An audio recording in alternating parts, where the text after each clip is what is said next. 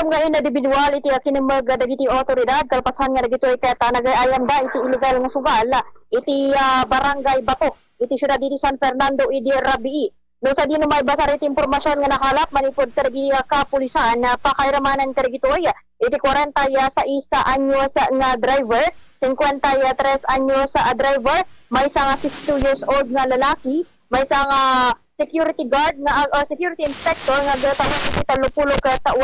36 years old nga baro kaya nagitikat aga papada residente iti barangay Bato iti nasao nga ili wenno syudad iti San Fernando no sa dino kaya tanay sayang ka tinasao nga operasyon dagiti kamang iti San Fernando City Police Station ang nagresultaan iti pan nakakumpiskar dagitoy nga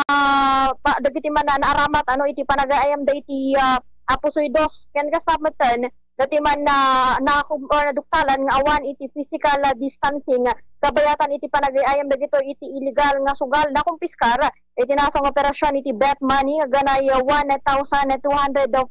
pesos iti naduma-duma a denominasyon kasaron iti dayto iti panakaturong dati kustodiya ti San Fernando City Police Station para tinananay nga disposisyon sa dino ket may basar iti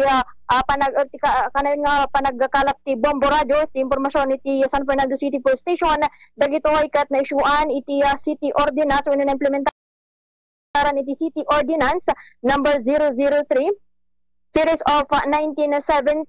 sa dino dagito ay ket nagbayad iti multa nga tag pa 5,000 pesos each. Kasaro naman ti dayto iti na minsan manan nga panang balaag dagiti otoridad kadagiti agtultuloy